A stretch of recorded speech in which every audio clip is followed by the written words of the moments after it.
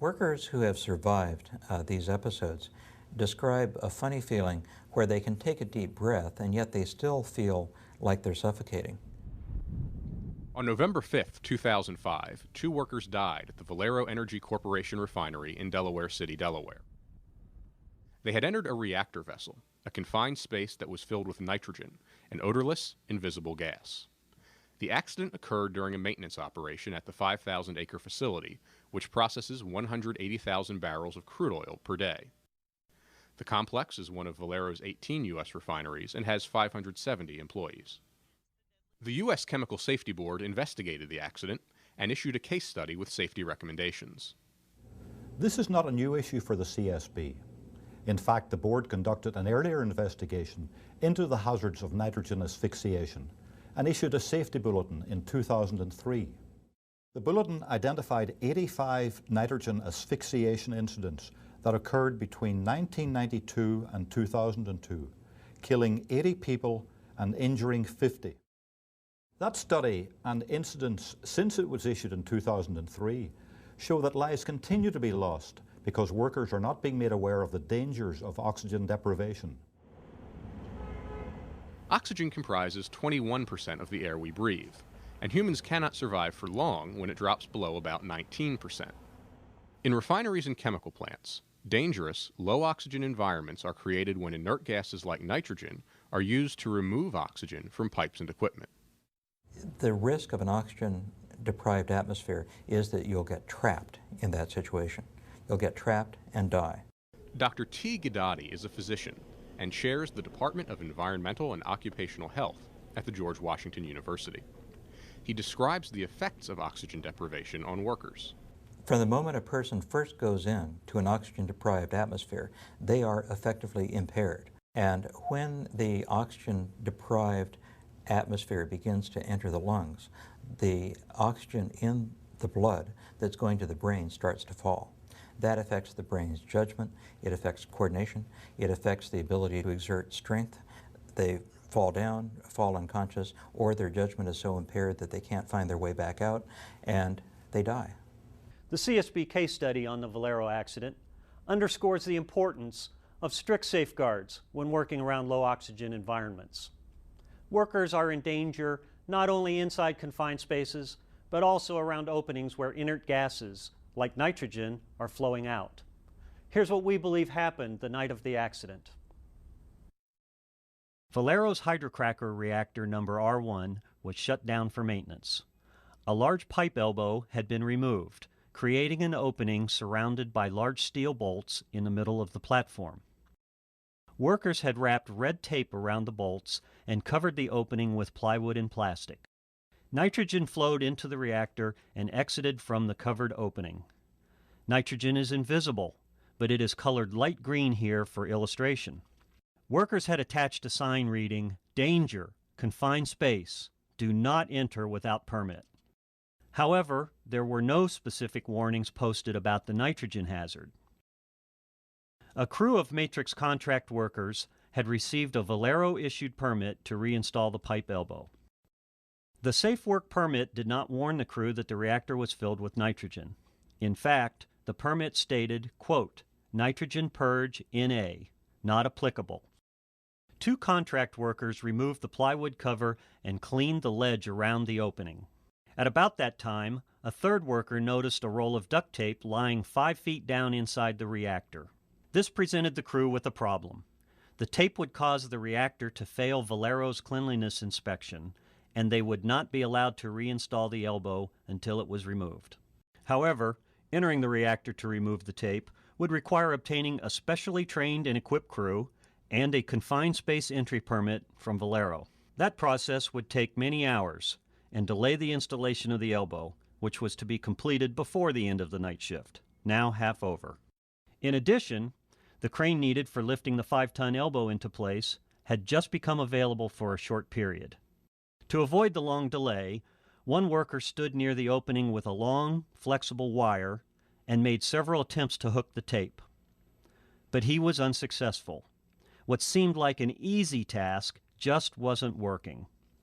Most likely, the worker then got closer by by sitting on the ledge of the opening with his legs dangling inside, but he still could not remove the tape.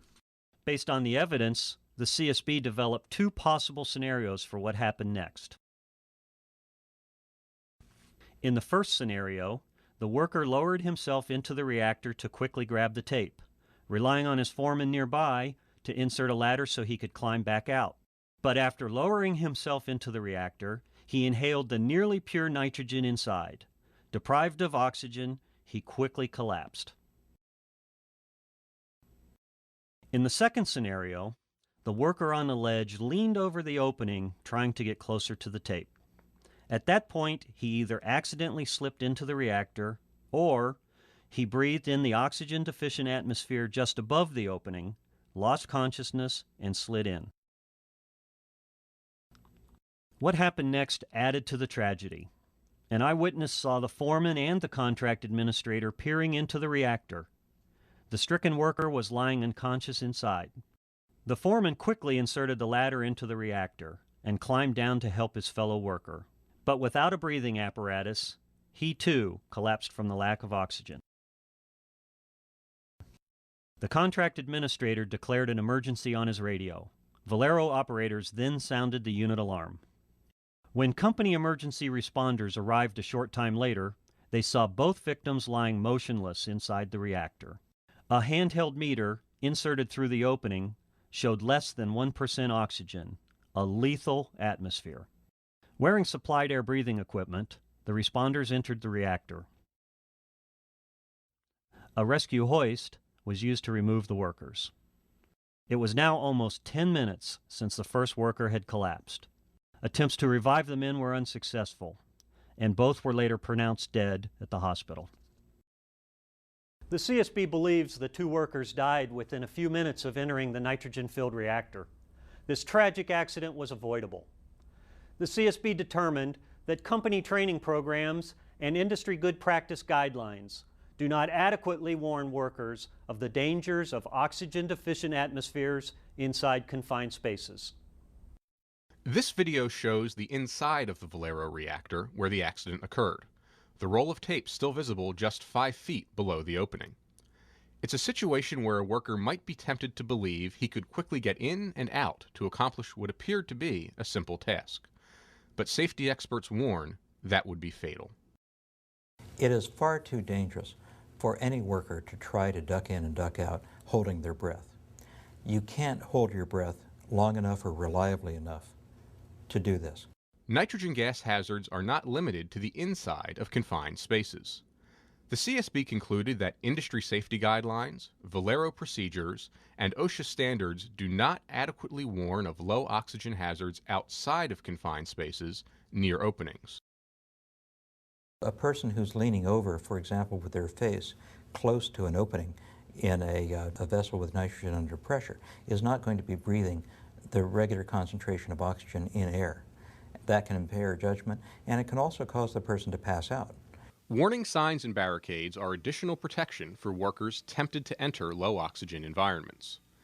The CSB found that there was a confined space warning sign posted at the opening of the Valero reactor.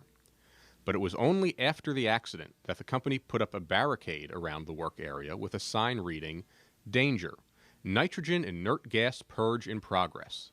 Oxygen deficient atmosphere. Do not pass this point without authorization."